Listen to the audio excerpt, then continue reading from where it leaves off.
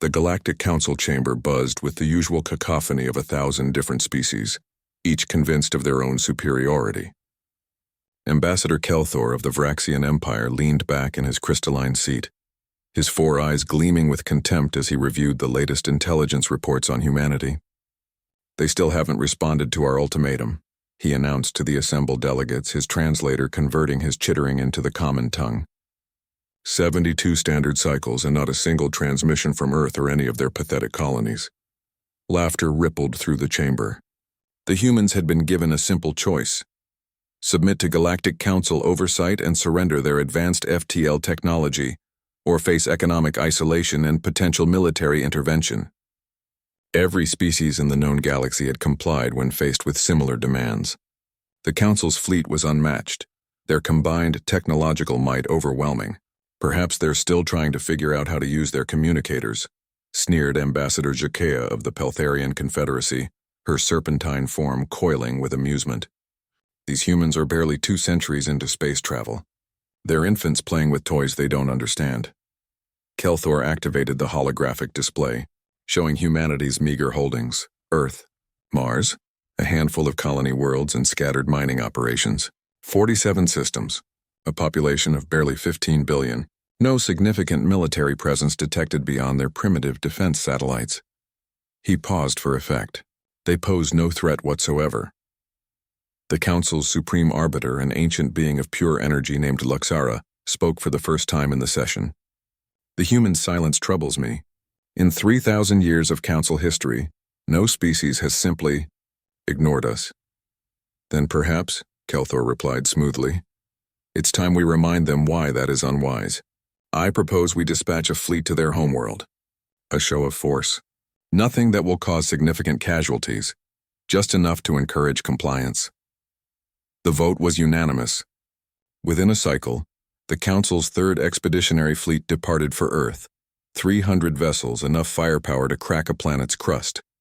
They would arrive in 48 standard cycles, deliver their message, and return with humanity's unconditional surrender. Kelthor watched the fleet depart with satisfaction. Another primitive species brought to heel. Another footnote in the Council's glorious history. 48 cycles passed. The appointed time for the fleet's return came and went. Then another cycle. Then another. Kelthor stood before the Council chamber's main view screen, his confidence beginning to crack. There must be a communication error. Solar interference, perhaps. Or the screen flickered to life. But instead of his fleet commander's face, Kelthor saw something that made his blood run cold. The silent, empty void of space where his fleet should have been. Debris fields, scattered hull fragments, 300 vessels reduced to cosmic dust. What happened?" stammered Ambassador Jakea. A new signal appeared on the screen. A human face, female, young, with eyes that held no fear, only cold calculation. She wore the uniform of what intelligence had dismissed as humanity's quaint military organization. "Greetings, Galactic Council," the human said, her voice calm. "I am Admiral Sarah Chen of the United Earth Defense Fleet. You sent a fleet to threaten our homeworld. We took it as a declaration of war." "Impossible," Kelthor shrieked. "You had no military." "Our intelligence." "Your intelligence," Admiral Chen interrupted, "was exactly what we wanted you to see. You've been watching us for 2 centuries, haven't you? Studying us, laughing at us. The entire time you never asked yourselves the most important question.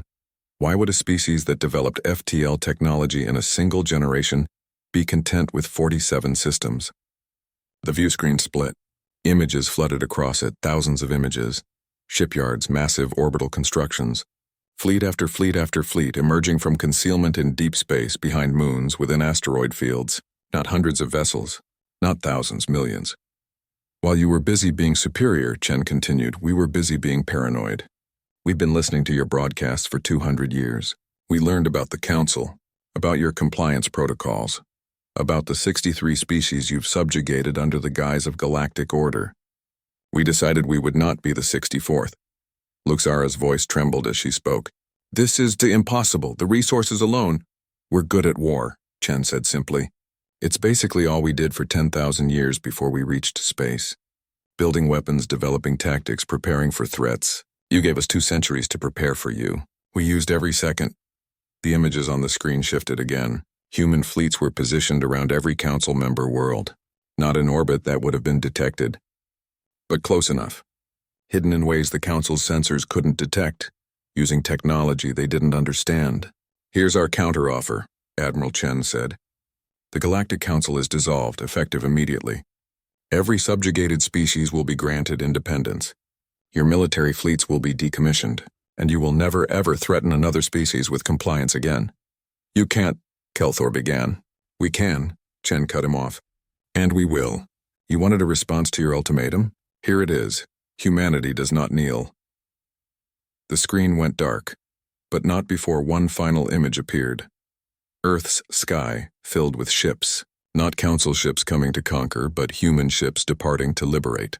Thousands upon thousands of them blotting out the stars. In the council chamber, silence reigned for the first time in 3 millennia. Ambassador Zhaka finally spoke, her voice barely a whisper. We laughed at their silence. Kelthor stared at the empty screen, his 4 eyes wide with a terror he'd never known existed. "They weren't silent," he said quietly. "They were loading their guns." Outside the chamber's windows, the first human vessels appeared in orbit around the council homeworld. Not firing, not threatening, simply there, waiting, watching. The age of the Galactic Council was over.